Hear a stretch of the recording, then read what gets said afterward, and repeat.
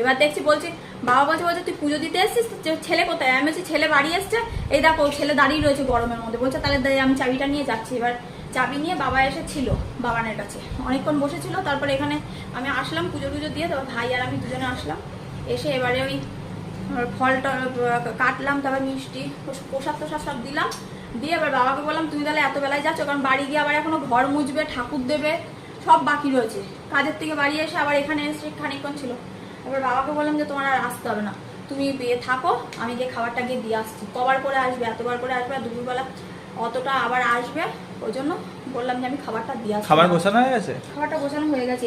লুচি সুজি করেছি, আর এর মধ্যে হচ্ছে ডাল, ছোলার ডাল, আর এটার মধ্যে হচ্ছে একটু সবজির তরকারি। এই যে এর মধ্যে একটু সবজির তরকারি, ওই কুমড়ো আলু দিয়ে যেটা করলি। হ্যাঁ, এটার মধ্যে সবজির তরকারি। এবার এগুলো দিয়ে আসি। যা, এবার তাড়াতাড়ি যদি করে।